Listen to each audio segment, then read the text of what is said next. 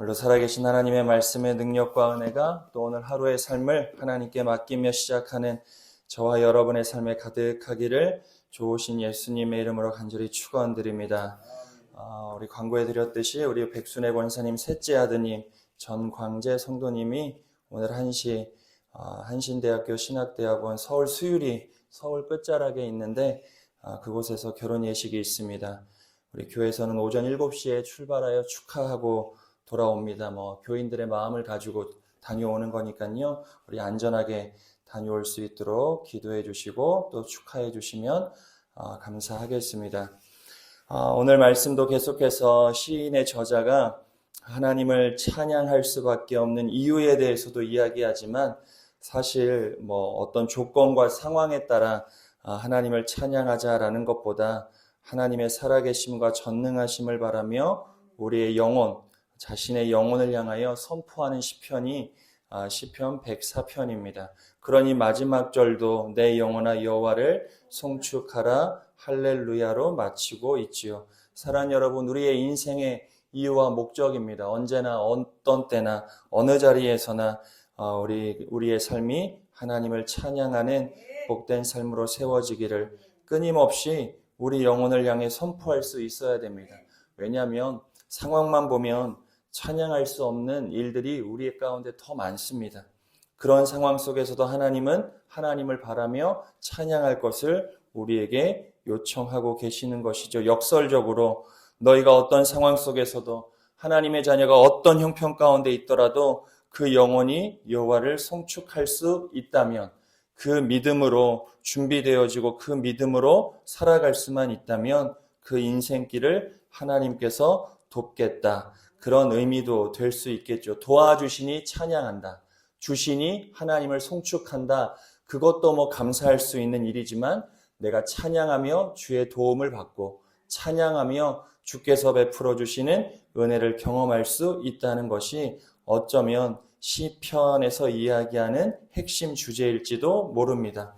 늘 말씀드렸듯이 시편의 말씀을 읽을 때마다 여러분들의 마음 한켠에 주여 나도 이 시인의 저자와 같이 내 인생 여정 가운데 반드시 하나님에 대한 찬양의 고백을 남기는 그런 삶을 살아갈 수 있도록 여러분의 시편이 여러분의 자녀에게도 남겨져야 하고 여러분의 시편이 여러분들의 자손이 부르는 노래가 될 수 있어야 돼요. 우리의 신앙이 그렇게 남겨질 수 누가에게 우리가 보여주기 위해서 우리가 무슨 기록을 남기기 위해서 신앙하는 건 아니지만 여러분들의 믿음의 고백이 자자손손 고백될 수 있다면 그거만한 영광이 없지요.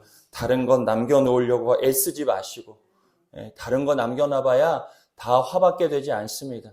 돈 물려주면 다 될 것 같지만 그것이 화근이 되는 경우가 얼마나 많이, 그렇다고 내가 다 쓰고 죽냐? 그것도 아니죠. 그건 하나님께 지혜를 구하여 우리가 무엇을 남겨야 될지는 우리가 하나님께 잘 작정할 일이지만 자녀에게 무엇을 남겨줘야 되느냐? 여러분 곰곰이 생각해 보세요.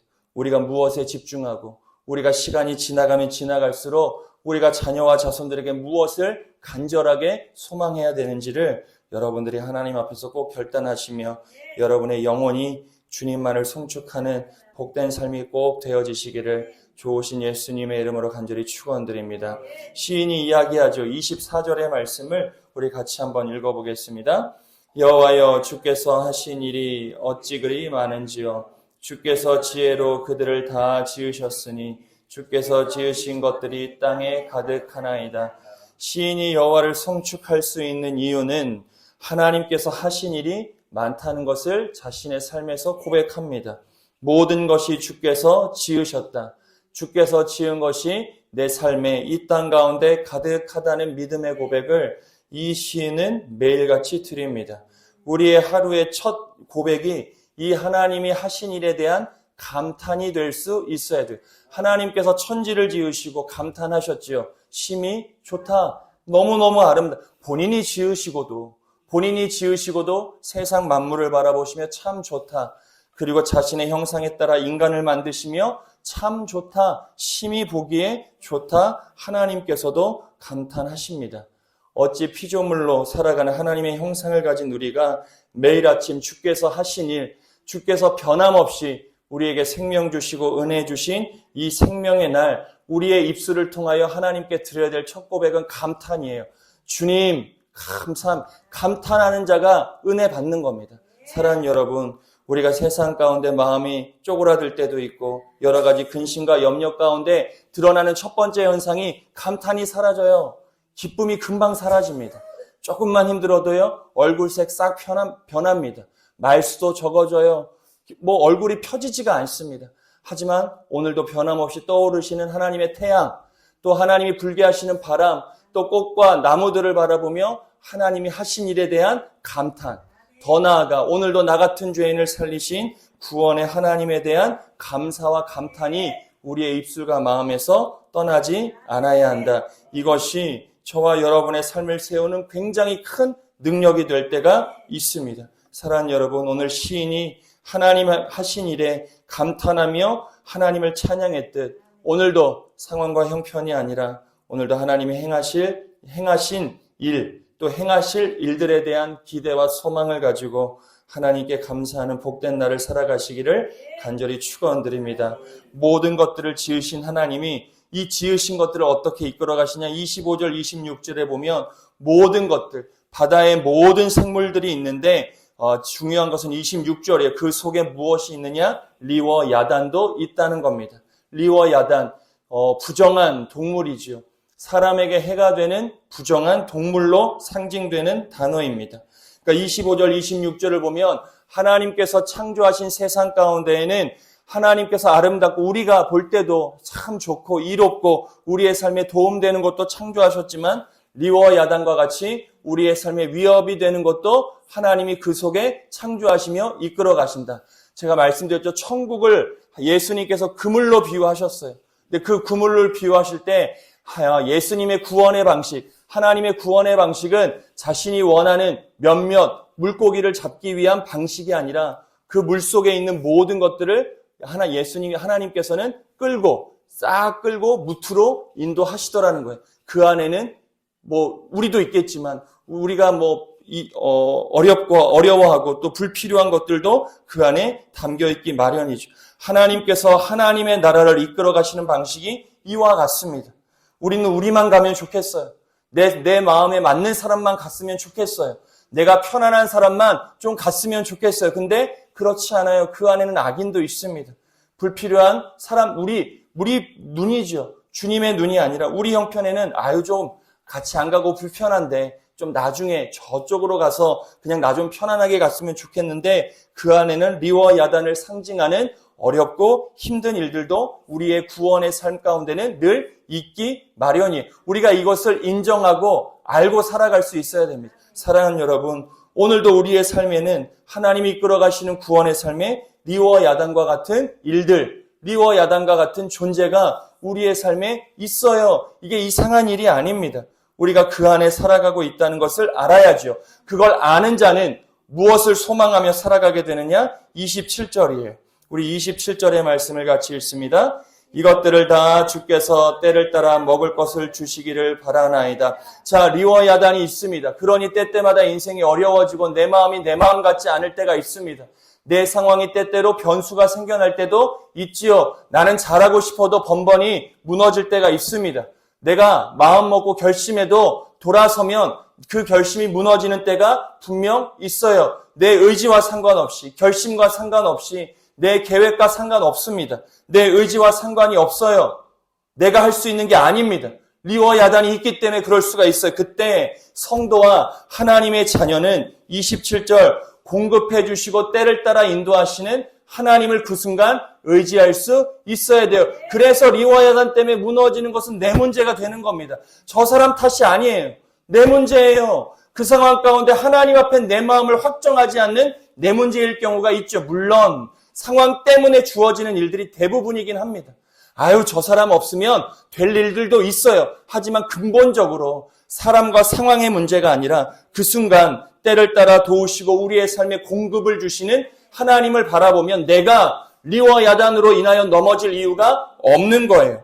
사랑하는 여러분, 우리는 스스로 사는 것 같지만 절대 그렇지 않아요. 모든 것들을 만드신 하나님의 주권 아래 우리 모두는 살아가고 있습니다. 사랑하는 여러분, 그것을 알고 때를 따라 먹을 것을 주시고 때를 따라 공급해 주시는 하나님의 때, 하나님의 시간과 질서를 분명하게 전적으로 의지하며 살아가는 저와 여러분 되어지시기를 간절히 축원드립니다. 그렇게 살아가는 자가 어떤 사냐? 28절에 보면 만족이 주어지는 거예요. 누가 때를 따라 사는 사람입니까? 매일매일 내게 베풀어 주신 은혜에 만족하며 살아가는 거예요. 어떤 일이 이루어지더라도, 내가 내 눈으로 무엇을 보더라도, 내가 무엇을 경험하더라도 하나님의 때를 신뢰한다면 오늘의 삶은 만족이 되는 거예요. 누가 불평합니까? 누가 불평하고 누가 의심하고 누가 불만을 토로합니까? 이걸 깨닫지 못하는 사람이에요. 이걸 깨닫지 못하니 늘 불평합니다. 내 입장에서, 내 감정에 따라, 내 기분에 따라 불평이 나오지요. 축이 하나님께로 가면요, 하나님이 인도하심을 알기에 비록 지금 좀 어려워도, 지금 좀 내 맘 같지 않아도, 내 계획대로 되어지지 않아도, 내 의지대로 일들이 확확 진행되지 않아도 하나님의 때를 순종하면, 인정하고 신뢰하면 오늘의 삶에 만족을 누리며, 그게 증거예요. 그래서 알아요. 서로가 압니다. 야, 저분은 하나님의 때를 인정하며 신앙하고 있구나. 아유, 저분은 자기 성질대로 살아가고 있구나가 보여요. 하나님의 때를 신뢰하는 사람은 다릅니다. 사랑하는 여러분, 우리 빛내리 재단에 온 성도들은 하나님의 때를 신뢰하며 불평과 불만, 누군가를 불편하게 하는 것이 아니라 하나님이 주신 만족을 가지고 기쁨과 감사 가운데 살아가는 은혜가 있게 되기를 간절히 축원드립니다. 교회와 성도들끼리 뭐 하는 거? 이거 나누는 겁니다. 하나님의 때를 서로가 믿음을 북돋아주며 저분이 기다릴 수 있도록 내가 돕는 거예요. 믿음으로요. 믿음으로 돕는 겁니다. 나누고 베풀며 그렇게 하나님의 때를 함께 순종하는 교회 안에는 늘 만족과 기쁨이 있는 거예요. 사랑하는 여러분, 그렇게 살아가며 힘들지만 그렇게 우리가 신앙을 유지하면 우리의 삶에 주어지는 은혜가 무엇이냐? 30절이죠. 30절의 말씀을 같이 한번 읽어보겠습니다.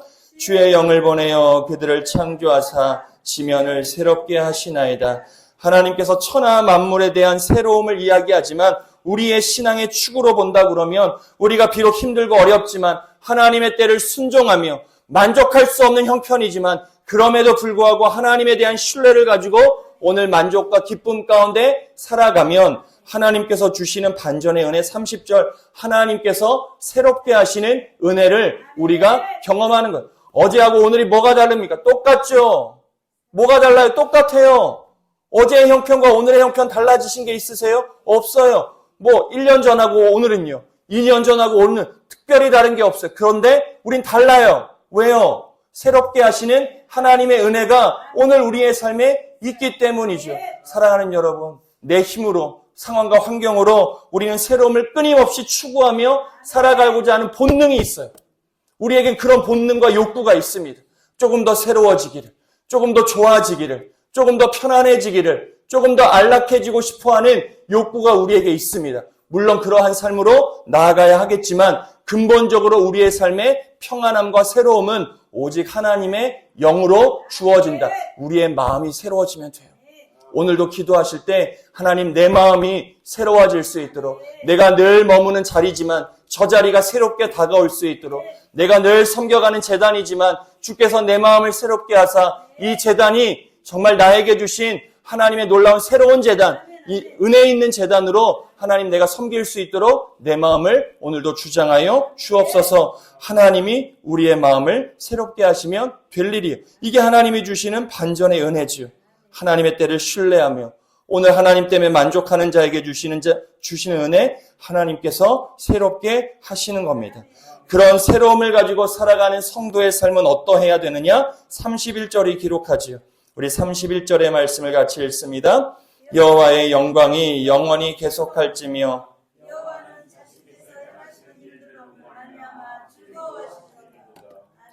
자, 새롭게 하시는 하나님의 은혜와 축복 가운데 살아가는 성도는 하나님의 영광을 위해 살아가는 겁니다.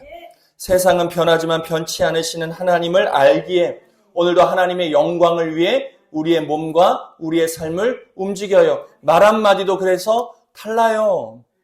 표정도 늘 말씀은 비슷합니다. 표정도 달라져요. 우리의 손과 발의 쓰임도 달라지게 되는 거예요. 그걸 행할 때 내 마음이 먼저 달라지게 되는 것이죠. 하나님의 영광 대단한 것 같지만 아니요. 오늘 여러분들의 삶의 자리에서 우리가 하나님의 영광을 이루어낼 수 있는 겁니다. 여러분들의 삶이 하나님의 영광이 되어드리는 복된 삶이 꼭 되어지시기를 좋으신 예수님의 이름으로 간절히 축원드립니다. 그런 자의 삶이 33절을 사는 거죠. 33절의 말씀도 같이 함께 읽어보겠습니다. 내가 평생토록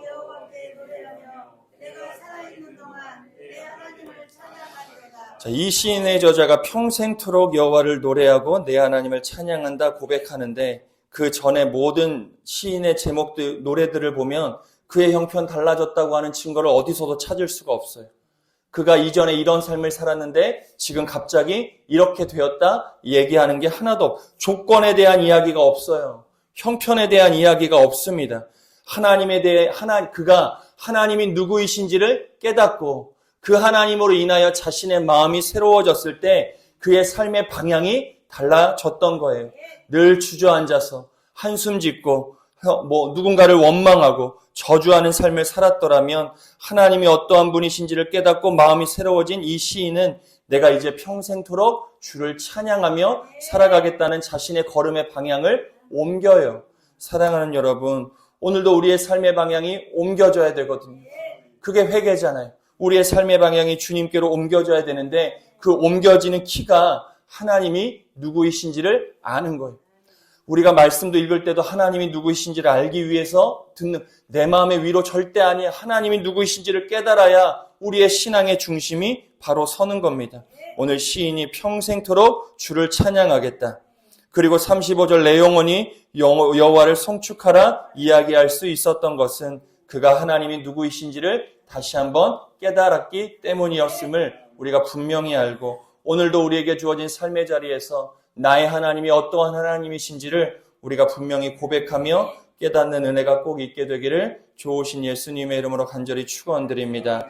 만물을 창조하신 하나님, 그 하나님이 저와 여러분의 삶을 완전하게 인도하십니다. 그 안에는 때로때로 리워 야단과 같이 힘들고 어려운 상황과 사람으로 인하여 우리가 번민하고 고민하고 걱정하는 때가 분명히 있지만 그때에도 하나님이 누구이신지를 우리가 분명히 고백해야 그 하나님으로 내가 어려운 형편이지만 만족할 수 있어야 하나님이 주시는 새 영을 힘입을 수 있다. 그래야 우리의 목적에 맞는 하나님의 영광을 위해 살아갈 수 있고 우리의 삶의 방향이 여호와를 찬양하는 삶으로 나아갈 수 있다. 누가 하나님을 찬양합니까? 이 하나님에 대한 믿음의 고백이 있는 자가 오늘도 하나님을 노래하고 찬양할 수 있음을 꼭 기억하시고 오늘 하루도 나의 하나님을 여러분들의 삶의 자리에서 만나 내 영혼이 여호와를 송축하는 놀라운 한날의 삶이 되어지시기를 좋으신 예수님의 이름으로 간절히 축원드립니다.